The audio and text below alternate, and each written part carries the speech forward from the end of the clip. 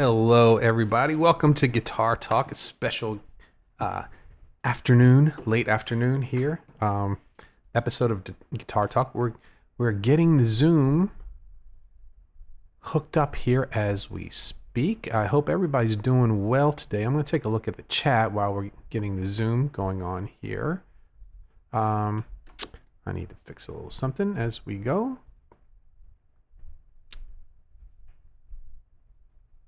Oh, much better. That was way too bright. Not for today, right? Okay, so let's go to chat. Hey, here's the chat, man. Let's see here. So we've got winner chicken dinner. What's up, fretboard friends? Hey, so Chris made it in here, but Kevin almost he was almost there. And let's see here. Chris says, I know I wasn't here first, though. Okay. Looking forward to the Lee and Dave show. Right. There he is. I think everything's working out good here today. That's good. Okay. So as we get things going, we'll do a little bit. Oh, it's sort of like Wayne's World, they said. That's right. Hey, Lee. Hey, David. David made it in here. We're going to get started in just a second. I'm going to just take a look here, make sure there's everything in the chat is cool. So I'm going to set up our Zoom screen here just a second. Make sure everybody can see well.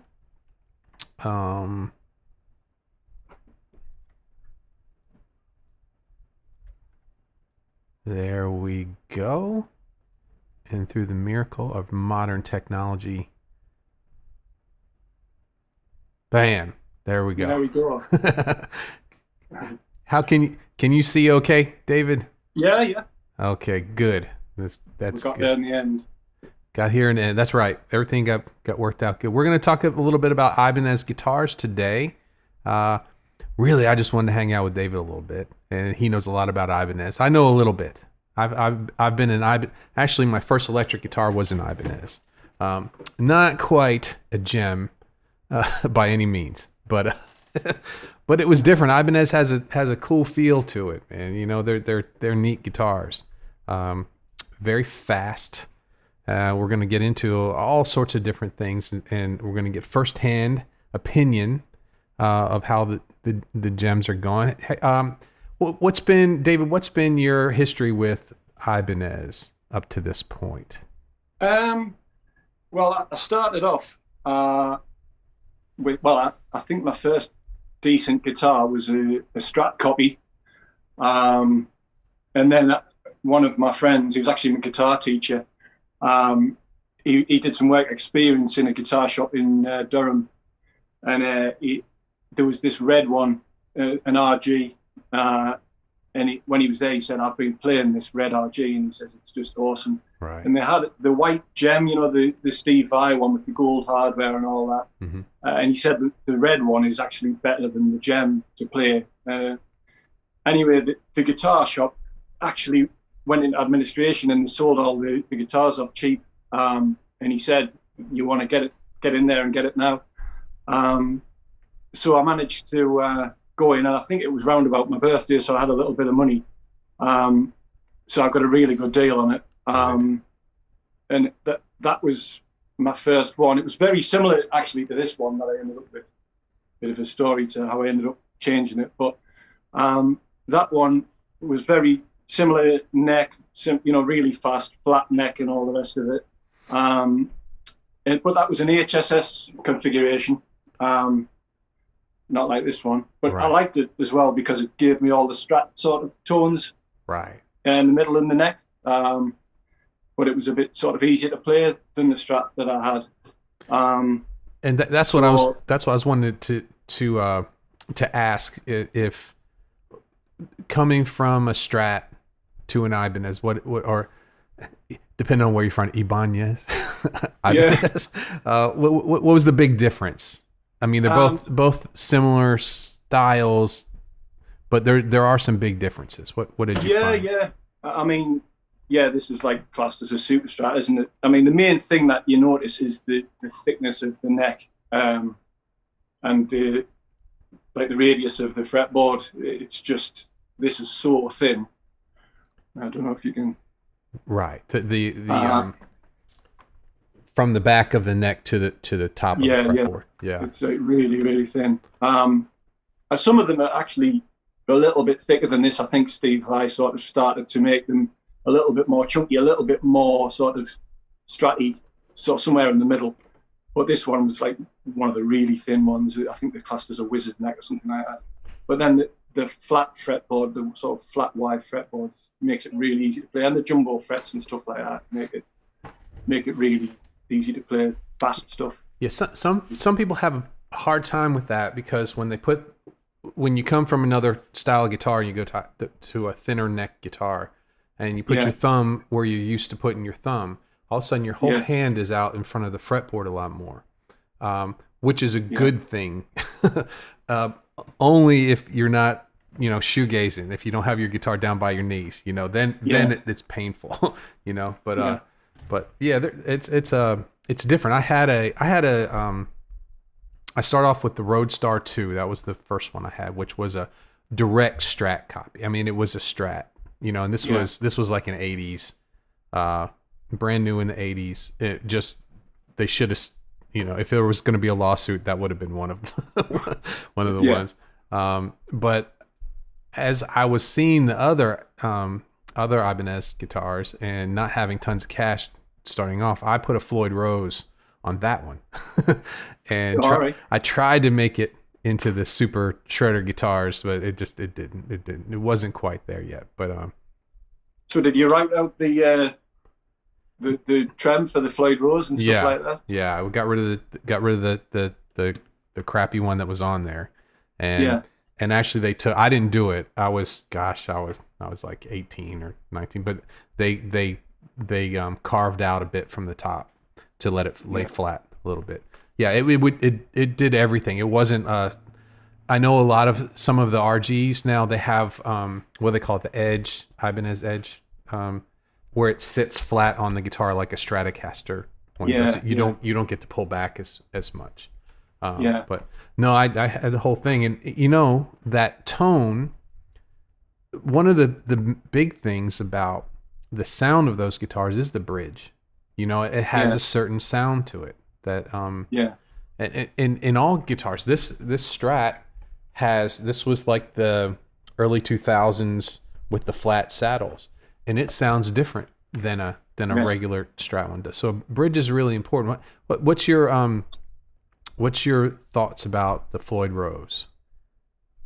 Well, because I've had it sort of for so long, I kind of, when I was doing like most of my learning, it was kind of normal to have one. But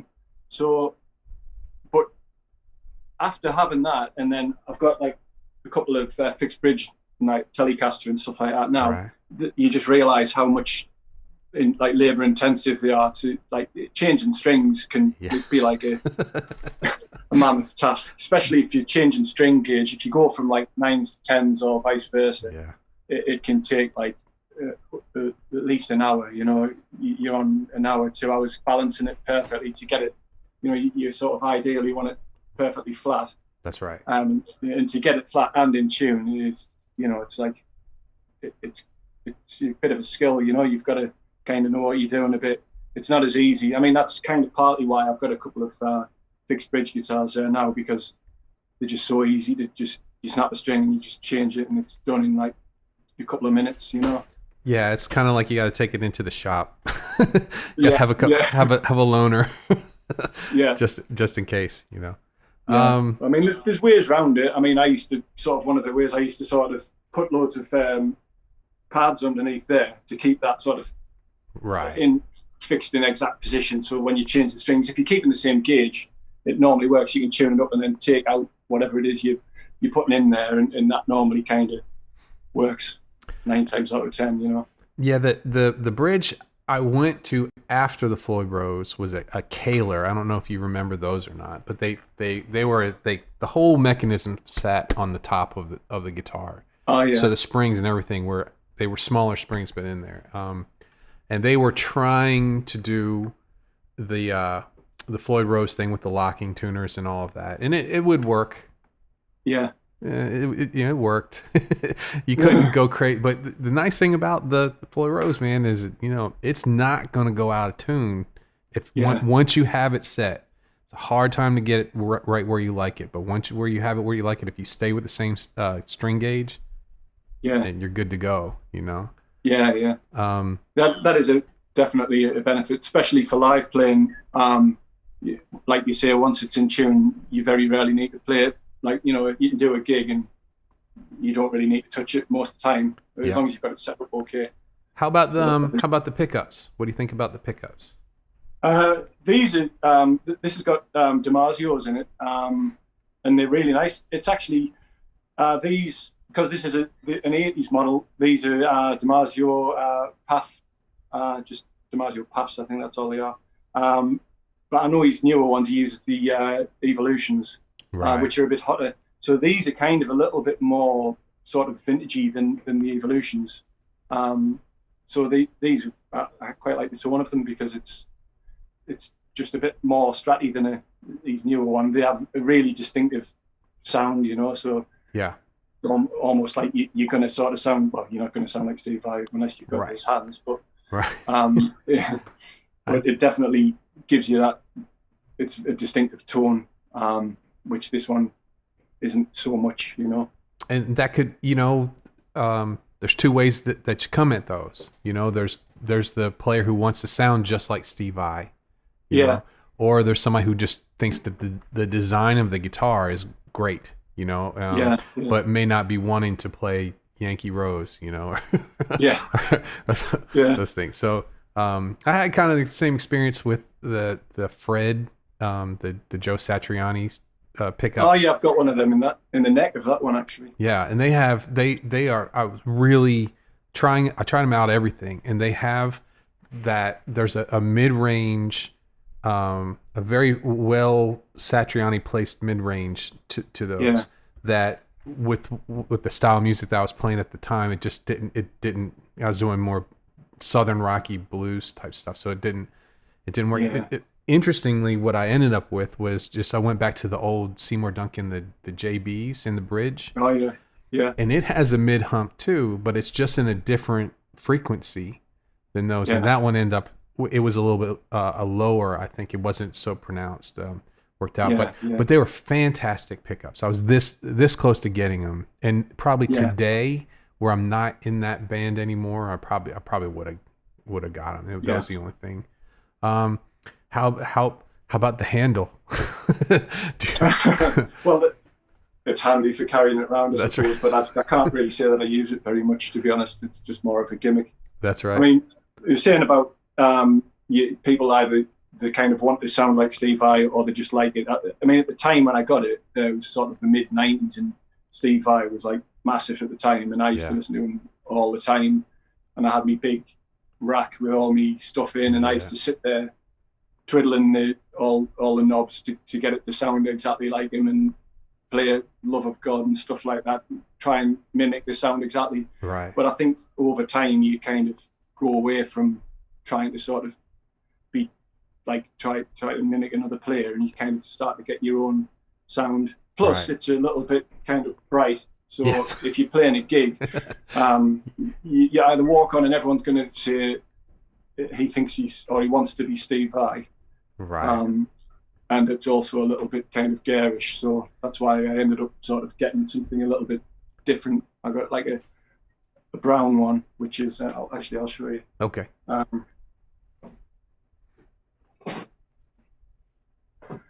So it's still got the Floyd Rose and stuff, right? But it's a nicer colour, and it's a little bit more subtle, and it's mahogany rather than basswood, so it's a little bit of a thicker, chunkier kind of. Yeah. A little bit more like a Les Paul or an SG or something like that. What's the next? What's the knobs on? Is it like a Les Paul 2-and-2, or is it nope? It's a 5-way switch, right? It's actually got a piezo on it. Oh, okay, cool. So that's pretty handy it sounds pretty nice. Yeah. So it's got a separate pickup, separate input jack Can I go there? What model is that? Do you know? Sorry? What model number is that one? Or It's in S2020X. S2020X. Okay, cool. So this gives me the kind of all the flexibility of that one. It's only got 22 frets, but it means you can get the neck pick up a little bit further up to give you a bit of a warmer tone. Right. And it's also sort of nice and subtle looking, you know. Does it have fret dots on it, or is it has it? It's just got on the 12th. It's got a little dot.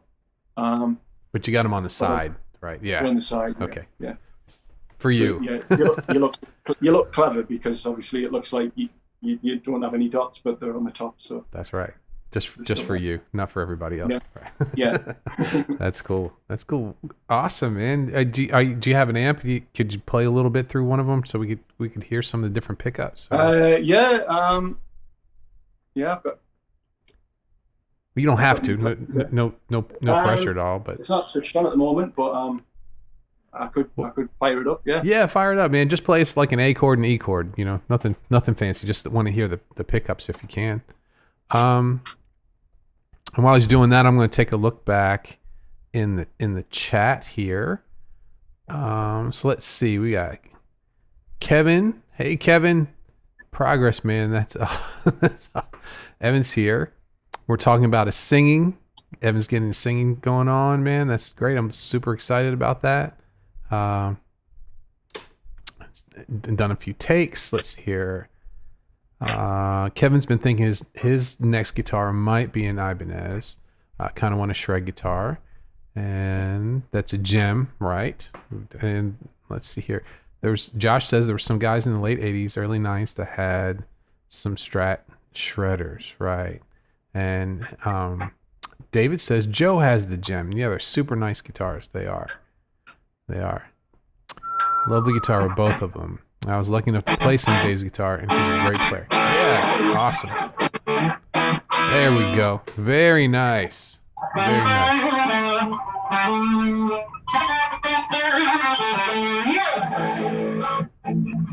Awesome. I don't know if you can hear that okay on there. Yeah, it's perfect. It's perfect. Yeah, so that's the bridge pickup there, if I'm not mistaken. And and it does have a little bit more of it doesn't have that pronounced high mid-range. You know, it's got that kind of a PAF sound. It's really cool. Really cool. How do they clean up when you roll back? Yeah.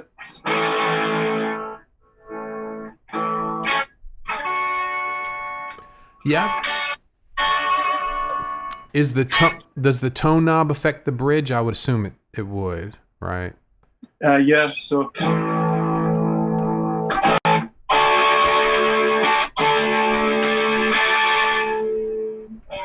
Oh, that's great. That's great. Yeah, I've heard some. The reason I ask is I've heard some really good, clean Ibanez bridge pickup sounds. You know, which is most guitars really, like even a Strat, it's really tough to get a great clean bridge pickup sound. You know, and so a lot of these the Satriani's and the Steve Vai. We put a little delay on there, a big reverb on there, and play clean on the bridge pick. It's one of my favorite sounds from those. You know, one that makes it distinctly different than a lot of the other guitars that you hear. So that's great that those pickups clean up nice too. Yeah. Let's hear your other one, man. I want to hear the other one. Yeah, I'll just compare it quickly.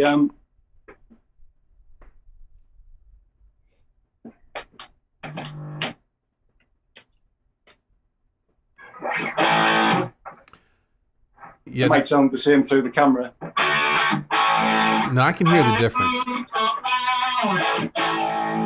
Yeah, that's definitely got a more like a woodier type tone to it. So keep going. Sounded good. Let's hear a little bit more. And that cleans up all okay as well. Yeah. Very cool. How about the neck pickup? That's kind of the in-between one. Okay.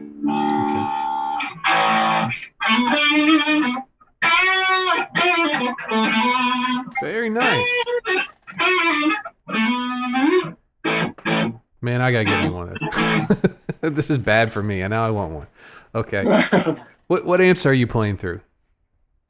I've just got me. I don't know if you can see it. It's like the Studio Vintage. It's like the 20-watt plexi sort of. Very nice. So you just straight into the amp? Yeah. And no pedals or anything? I've got some pedals under my seat here. Okay. I don't think there's just a reverb on at the moment. That's all I've got. Okay. In the loop. Straight. I've got a tube screamer and stuff like that. I keep it pretty sort of minimalistic now. I mean, so I was saying about when I used to have all the racks and stuff like that, and I used to just spend like hours just sitting programming all the different parameters and EQs and getting it all right. And then you would turn up at band practice or a gig, and what sounded great at home just sounds rubbish as soon as you're in a band situation. Yeah, you hear it so many times, and then you would then have to start going, "Oh no, it sounds rubbish," and then you're sitting there trying to adjust all your parameters to get it to sound good in the band situation when it's loud. And I think because I was spending so much time like programming everything in, I just sort of stripped everything back just to minimal as possible. Just use an amp with maybe just like an overdrive pedal and a couple of like a delay and a reverb, and then that's it. You get your sound right on your amp, and you're away really. And then you find you spend like more time playing because you're not distracted by overcomplicating all your sounds. Yeah, I used to use an ADA preamp in the 80s, and with it, the new one, the blue, the blue one that was in everybody's rack, and I had a PV classic 5050 power amp, so it was another rack. And then I had Digitech stuff and harmonizers and all that kind of things, and it just drives you nuts, man. And then, but you get good at it after a while. When everything's not wrong, you're going through menus real quick while the song's going on and turning dials and everything. And did you find you did the same sort of thing? Did you used to spend ages programming all your settings to get it? But actually, the rack stuff. I knew when I was playing live what the problems usually were. It was usually too much gain or the bass. Those were the things that were different from at home when I was programming it there. So I knew quickly how to get to change the low end and change the overall overdrive to it pretty quickly. What really got me was that when I went the next step, and I went into the Line 6 stuff pretty early on. And I got one of those flex tone heads, the 100-watt heads, and would use that live. And that was worse than the rack stuff. Trying to get those to sound anywhere near what they sounded like in your headphones or at home on stage was really, really tough to do. Yeah. And that's when I just went to just Marshall and Fenders. That was that I remember the day that I said I've had enough. I need some pedals and an amp. Did you find that the Line 6 was it a bit sterile sort of sounding live? Yeah, it was, and there wasn't a whole lot you could do about it. Back then, but I think a lot of that had to do with the speakers I was using too. And there's really because the speakers I was using was guitar amp speakers, and it was. What was coming out was wanting to be a full range kind of thing. I would have been better off if I had used PA speakers with it. I think it would have sounded warmer. It just sounded, and it wasn't even sterile. It was odd. It was an odd plasticky kind of sound. Yeah. That wasn't how it sounded when I plugged it into my, when I used to have one of the little beans, the little red pod bean things. And that sounded fantastic at home, but when I bought the big amp, there you go. He still got one. Still got it right on top of the amp. Right? Yeah. I use that for my modulation effects and little DSL 1-watt things. Yeah. Really good for, just for at home. It switches down to 0.1 watts. So it's really good for quiet home practice. Those are good. I use the DSL 50. I bought that because I kept when we were playing, that was an amp that was a backline amp at a lot of the different places. The was it called JCM 2000, the DSL. Oh yeah. So I ended up getting a good tone from those. I ended up buying one. You can get them pretty cheap now, or then at least then you could. And so I got one of those. But then from my Marshall, I switched over to a vintage modern. Have you ever seen the Yeah, they sound really good, those. Yeah, and it's got the KT60 different tubes, power tubes, and I got one of the it's a combo. I didn't get the half stack. I got the combo, but it has the purple Tolex on it and everything. And it Do you like that better than the BSL then? For if you're gonna play like Robin Trower or Jimi Hendrix, that style, like kind of that voodoo kind of style bluesy rock, it's much better than that. But for power, it's not loud. It's not like you have to keep up with the drums with that combo. You have to crank it. And if you use a lot of the onboard distortions and really hit the gain on them, it hisses a good bit. So, but which my DSL doesn't. So I can actually quickly get better sounds from my DSL 50. Quickly. But if I spend some time with the vintage modern, when you get that just right, it's perfect. So neither of them are old Plexi amps, but they're still Marshalls. It's still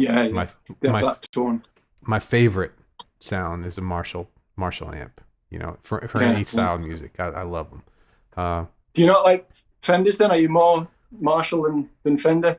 No, I like Fenders. Just as a lead guitar player, I have to do a lot to Fenders to get them to get that sound. Where with Marshalls, I can specifically with the Marshalls they both clean up really nice. So I can. It's just a whole different way of thinking. It's backwards from the two. So with Marshalls, I come in with my lead sound dialed in, and then clean sounds I roll off and get those there.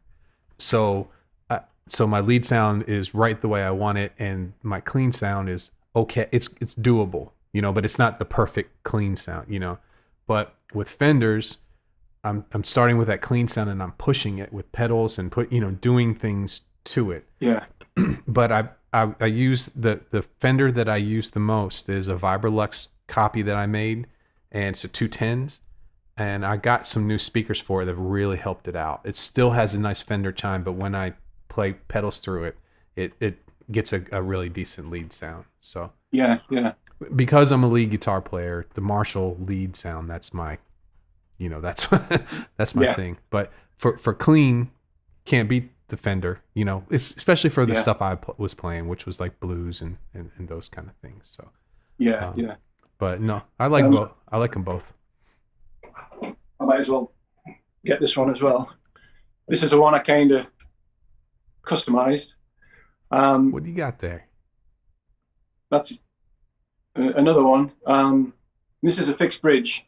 Okay. But it was originally black, and I sanded it all down. Very nice. Changed the pickups, changed all the switch inside and everything like that, because it was pretty cheap. I think it was like £199 or something like that. Oh, okay. So I totally redid all the wiring and everything like that. And that's what I was saying. I got the Damasio Fred. The Freds, yeah. Which I had in the bridge initially, but I didn't really like it. A little bit like what you were saying. It was very middly sounding, right, and not a lot of bottom end, right. So I ended up putting that in the neck, and then I got a tone zone. That's a tone zone in the bridge, which I was happy with. I think that's a little bit more voiced, a bit more like a JB, like the Seymour Duncan JB. It's kind of along those lines, like the humps kind of towards the bass end, the mid hump. The Freds to me sounded like a wah-wah pedal that was like on, but not rocking. Like there was like one frequency that was really, really pushed up, which is for his style of music is great because it's almost a vocal sound, Yeah. But it just and I liked it. I just couldn't afford to just have another neat thing that I wasn't using playing out. Yeah. you know, Yeah.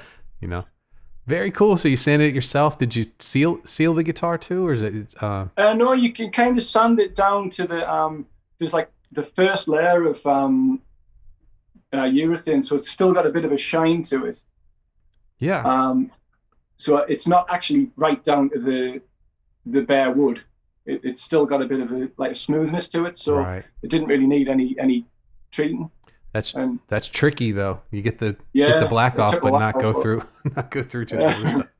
Yeah, you have to just sort of just get it down, get the black off, and then just kind of sort of Very make sure you nice. don't do it too hard. But yeah, I was pretty pleased with the job in the end, because it was a bit too sort of heavy metal looking, I thought originally, and I just fancied making it a bit unique. How's the weight? Is it heavier because it's neck through? I mean, with it doesn't have. Oh no, it's neck not a neck through. It's I don't know if you can see. There is It's a bolt on, right? a bolt on. Yeah, But it's no, not rounded it's for pretty the light. bridge, I think. Yeah. Go ahead. Basswood's pretty light. I mean, I would say definitely me Telecaster is definitely heavier. Right. Awesome. That's cool, man. That's great. So you got 3 Ibanez and a Strat and a Tele. Yeah. Can't beat that one. Man. I mean, me Strat was a Squire, just a cheap thing, which I had a friend who, he was actually a DiMarzio dealer, and he just lived about 5 miles up the road. Right. And I was really good friends with him. And I managed to pick up this really cheap Squire, and he just said, look, because I'm mates with you, he said, I'll do it up. And he says, all I'll charge you for is the DiMarzio pickups and any kind of wiring that it might need. Right. And he did me them really cheap, like cost price. And he refretted it and everything. Wow. He didn't charge me anything for doing the refret. Goodness And gracious. I chose me frets, jumbo frets. And then he did it all for us, and it's really nice. Yeah. Yeah, I can't beat. Please really well. Yeah, there's really well. some Squires. There's definitely some years that Squire guitars really were nice, and people don't give them. A lot of people start on them, and they have the Fender thing, where they, I gotta have the Fender, but Yeah. sometimes I had one.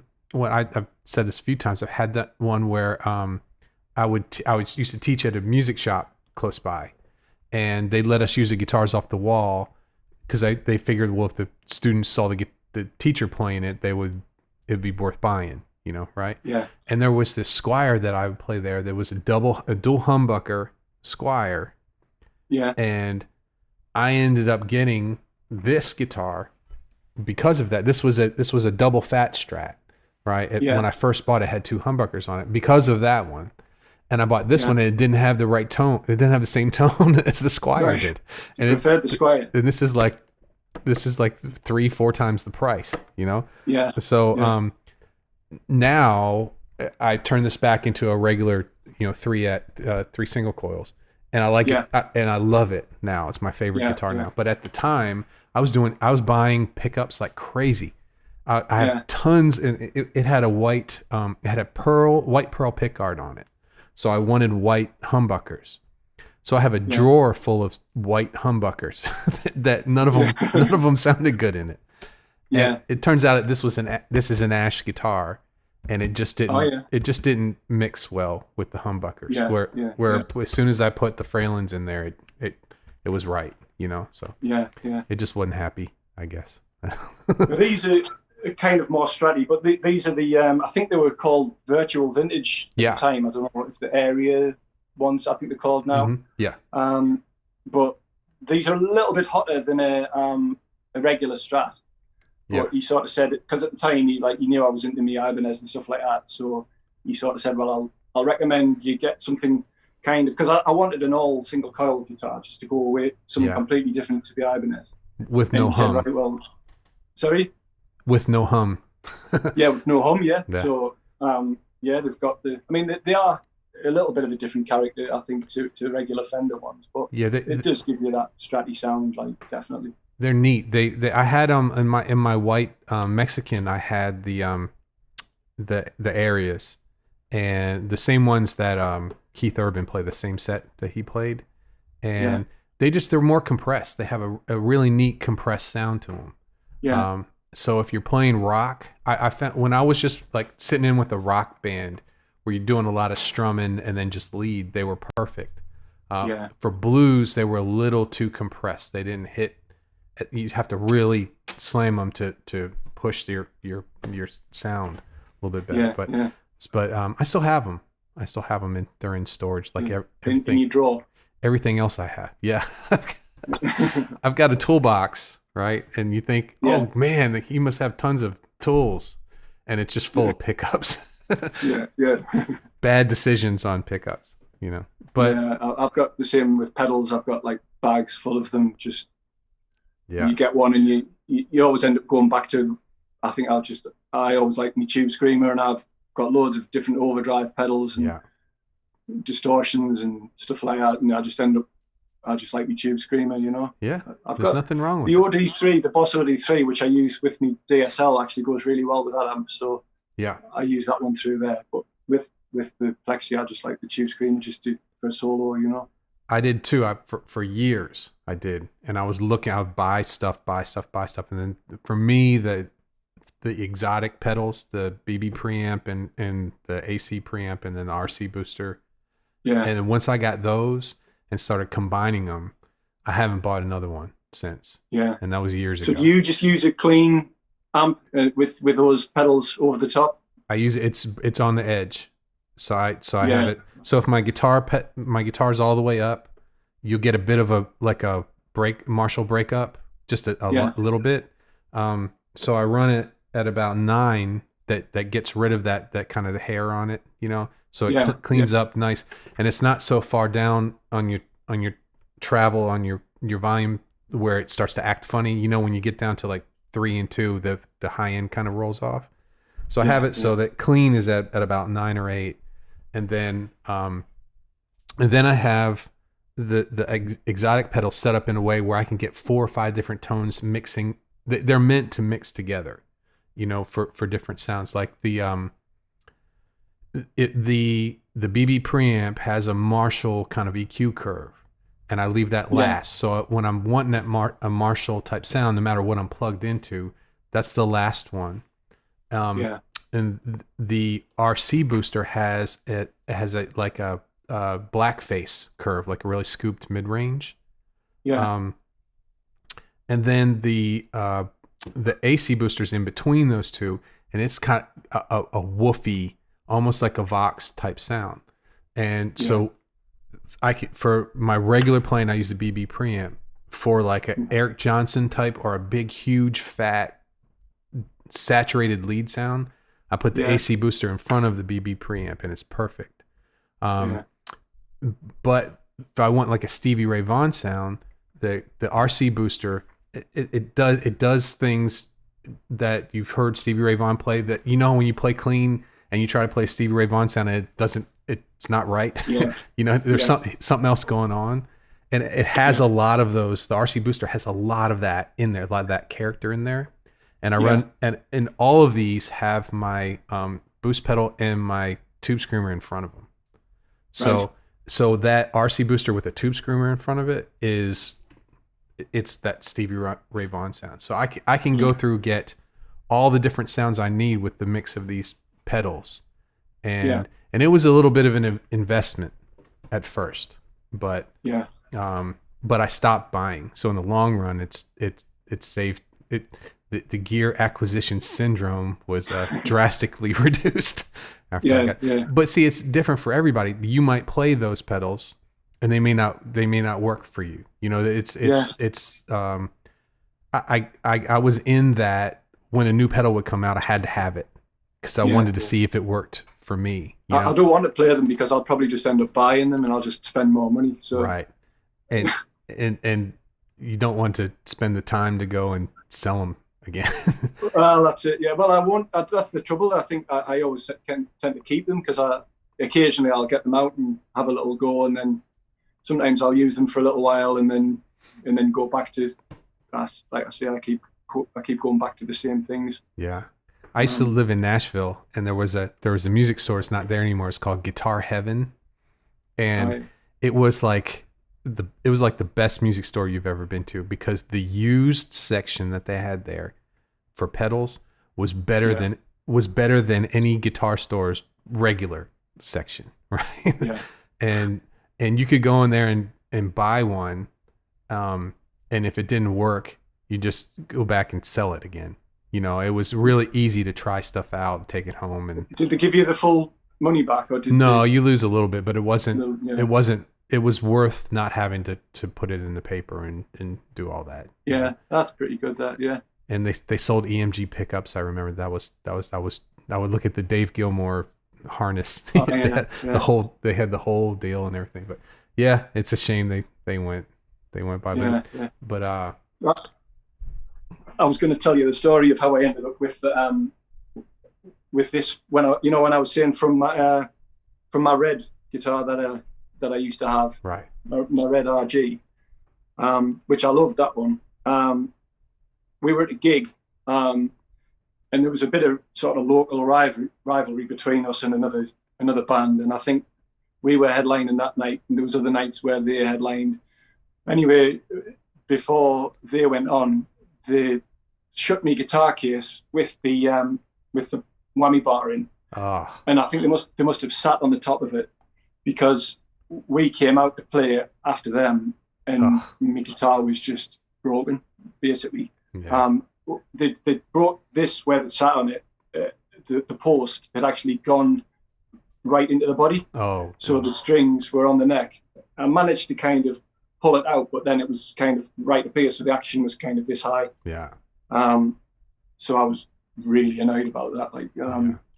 And I ended up, I took it to a couple of different guitar repair guys, and they couldn't really fix it. It was pretty much had its day. Yeah. So where the repair guy worked, it was a music shop in Newcastle, and he just said, "Look, I can't really do anything with it." So I just took it downstairs, and they had the gem in, and I said, "What will you give me for this?" And because I'd got such a good deal when I originally bought it, they just sort of almost said, "Well, I'll give you more or less the money that I paid for it." They nearly sort of offered me that. Yeah.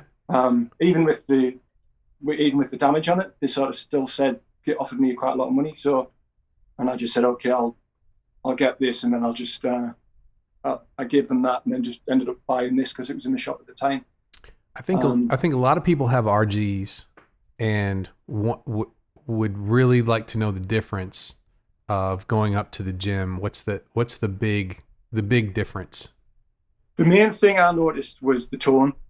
As soon as I plugged it in at home through my amp, compared to the other one, there was a definite, like, a voweliness to the tone. I don't know if that's the quality of the wood or a mixture of that and the pickups. Yeah. But there was definitely like an awe kind of that sort of half-cocked wah thing that you're talking about with Joe Satriani. Right. Not as big as that, but definitely there was definitely a mid-range kind of that wasn't there with the other guitar. Right. Yeah, it's probably both. You're right, because that's the big difference: the pickups quality in the wood. And the neck's really nice. Feels really nice to play as well. I mean, can we see the other one was the same dimensions, but the fingerboard's a little bit smooth and silkier. On this has got like a kind of oiled the back of the necks. Oh, cool. It's not like a really shiny kind of. It's just got like. What do they call that? Tongue or yeah, I think so. Yeah, tongue oil or something like that. That's cool. And it feels really nice. You can really feel the wood through it. Can we see the inlays up close?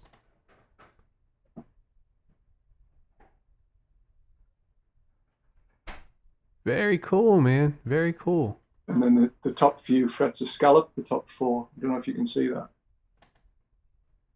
Other one. Going the wrong way. There. Yeah. How about that? That's just for easier access for playing, Yeah, and not fretting out when you bend too. Yeah. Is it a straight radius all the way across, or is it a compound radius? Do you know? It's straight, pretty all the way across. Yeah. Okay, just flat. Yeah, flat. Yeah. It's just flat. Yeah. Yeah. Just for all out shred, really. That's awesome, man. That's great. But I think I play me Telecaster more than anything now because I'm getting a bit older. Well, oh, it's you don't have to not because you're getting older, man. No, you don't do that. No, just my taste to changing. Yeah. I think it happens. As you go through, listening to different people. When you're young, when I was like 20 or whatever it was when I bought that guitar, it's all about the playing fast and kind of being a bit fancy, and then I think you listen to different, more bluesy musicians, and I went through a phase when I was really into Richie Kotzen. I mean, he used to be like a bit of a shredder, and then he's turned more like a soul kind of bluesy soul sort of a player. It's a neat time though now, because I don't know if when you were coming up playing, it was very polarized. The people who played this, they played this, and they only listened to this, and that's what they did. And then if you liked, and I was never that way. I liked lots of different kinds of music. And now, what's neat from doing my group lessons, and when I had a lot here online, I don't have a lot of younger players, but in group lessons, I had a lot of them, and they're listening to all that music. I've rarely ever was asked to learn a song that was new. That wasn't something I already knew from 20 years ago. So, but right now is a neat time. It's kind of anything goes. You can listen to, you listen. People are listening to everything, and I just wish that you would think that people are listening to everything. We have some really new, cool music that blends a lot of stuff. Unfortunately, that's not really the case. New music. At least we're not being. We don't. I don't know. Maybe there is that music out there. I'm just not hearing it. So. Yeah, well, I know my kids now. They'll listen to like everything. I mean, like when we were younger, you just had people who were like rockers or heavy metalers, and people who like sort of more indie sort of music and dance music, and everyone just sort of stayed in a genre. Whereas I think now, like you say, the kids now, they're just like me daughters, they'll be listening to like Nirvana one minute, and then they'll probably have some dance music on straight after. So it's really good because, like you say, it's just so open now as to what you want. Yeah. Well, David, thank you so much, man. I really appreciate you spending time with me today. Yeah, this was a lot of fun. Thanks. This is a lot better than what I was going to do. What were you going to do? I don't know. I hadn't figured it out yet. So, Should we check the chat and see if there's anybody? Yeah, we're going to take a look here. I want to go over to Dave's house. He has nice toys. So let's see here. I'm going to go back a little bit because I've missed a little bit there. So let's see here. Chris says he was lucky enough to play some of Dave's guitars. He's a great player. Awesome, man. They and David was talking about your guitars, and he says they both sound great. So Chris says there's definitely a skill in tone shaping for a live performance. Yes, it's not the same, and your amp and your pedals don't react the same full out that they do at home. Yeah. And let's see here. Chris says, I love my Marshall. It just gives me what I want just right there. Quick adjustment of gain depending on what guitar, some roll off depending on the guitar. It never takes much. Yeah, that's true. Marshalls, yeah, it's just when you were saying that before, you like which one you like better. I think Marshalls are just easier. That's just it does one thing really well. And there's lots of different Marshall sounds, but they're all kind of in that zone. And Fenders, you really have to work at it. To me, they have to work at it, and I've done the work, and I can get a Fender sound very.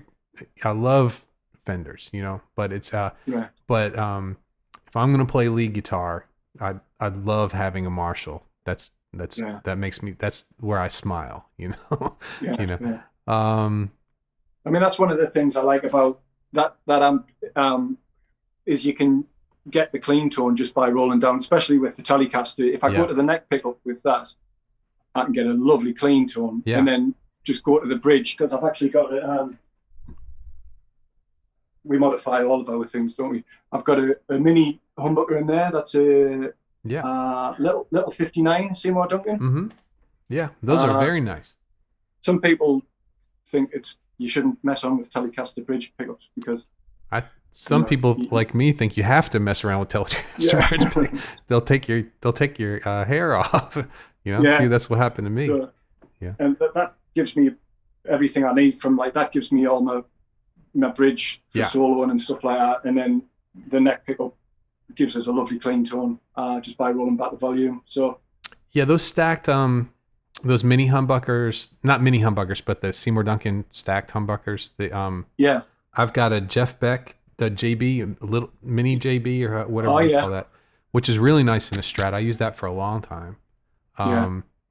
And I've got a few of them. I've actually got their single coils. Have you seen the Duncans that there's no pole pieces. It's just a silver line across, and it's a stack. Yeah. I've got a set of Hot Rails that were nice too. Different though, and especially when you're bending strings. When it just had a different sound to them, which was nice. Yeah, we should buy a bunch of junk guitars and put all our pickups in them, and so we can hear all our pickups. Yeah. One day when I get my stuff back, I will. Yeah. Chris says, anyone come to you with a 7-string Lee? I wouldn't know where to start. Never fancied a 5-string bass either. I love 7-string players. I love jazz 7-string players, like Howard Alden and Bucky Pizzarelli, who just died from the COVID. I mean, he was in his 90s. He got it and unfortunately couldn't. But then even like the metal guys with 7-string guitars. I've never had one, so I can't really say exactly what it would be. I know on a guitar, it's sometimes it's a low B string, different than a bass. So but there's different ways to do that. To do it too, you can. But have you ever played any 7 strings? I've played one in the shop. Yeah, there's one which is more or less the same model as this one, but a 7-string version. Right. I played it in the shop. I thought about buying it, but I kind of not that sure. It feels like a totally different instrument, really. Yeah, I just feel like when I grow up, I'll get one. But I'm still dealing with 6. Once enough to deal with. Once I get this figured out. Yeah, I'm just Yeah, we'll be on forever figuring these out. Adding another string just makes it that bit harder again, doesn't it? But you know what? It might be the next thing. Sometimes when you're in a rut, and you need something to, when you have that can't wait to get to my guitar and do something feeling, what I mean? And when you're not feeling that way, maybe something like a 7-string guitar. I know new pickups usually do for me. If I get some new pickups, it makes me want to pick. So maybe a 7-string would. I don't know, but I don't teach 7-string. And I've never really had students bring one in to maybe. I don't really remember ever. No. So, but yeah, they're neat. I love listening to 7-string players, especially Howard Alden. If some people who aren't into jazz music, and there's jazz, and then there's guitar playing. This is just like solo guitar playing. It doesn't have all the trappings of jazz that turn a lot of people off. It's just playing the changes, playing the chords, and I really appreciate that. So if anybody ever wants to listen to something a little bit different, Howard Alden is a fantastic guitar player, plays 7-string, and he does more of a Django style. He's not actually. He played in. He was the guitar player in Sweet and Low Down. If you've ever seen that. All right. It was a Woody Allen movie that Sean Penn played a guitar. He was the second best guitar player in the world, other than Django, and he was a mess. He just couldn't stand it. But all the guitar playing that you hear, Sean Penn played. He actually played the notes, but what you hear is Howard Alden's playing it, and he's a fantastic guitar player. But Yeah. did Steve I ever play I think he has some 7-string stuff, didn't he? Yeah, well, when he did Passion and Warfare, I know the Love of God. The music for that well, the tablature has like 7 strings on the tab, Mm-hmm. and there's a few little bits where he does some runs and he goes down. Okay. You obviously can't do it on that, but he used his Universe guitar, which is a 7-string. How did you get into Steve I? What was the? It was me guitar teacher. He was into Steve I, Jason Becker, Right. Malmsteen, that kind of thing. I remember when I first met him, we were at college. I was doing graphic design, and I remember he used to walk past the music rooms and you could hear him playing, and he was just amazing. It's like best guitarist I think I've ever heard. But obviously, other than the likes of Steve I and that way, Right. go to see them live. But and I just kind of got to know him, and then he said it because I'd only been playing for maybe about a year or something, Right. At the time, and I was just doing everything by ear. I knew a few chords somebody had showed me, like on holiday, and then I'd gone for about a year just sort of learning the odd chord, and then he just said, "Look, I'll teach you if you want." So proper lessons. I paid him and everything like that, and I went for a few years. And he was into all that. He was into like kind of heavier stuff than what I was into, like grunge and that at the time. Right. And he was into all this heavier stuff and Steve Vai. And I remember the first time I listened to Altitudes by Jason Becker. I don't know if you know it. He showed me that song, and I put it on, I think, in the car or something like that. And I just remember thinking, that's amazing. And at that point, I thought, right, I want to be able to play the guitar like that, or somewhere as good as that. I want to take it a bit more seriously. So that's when I started. For me, it was properly.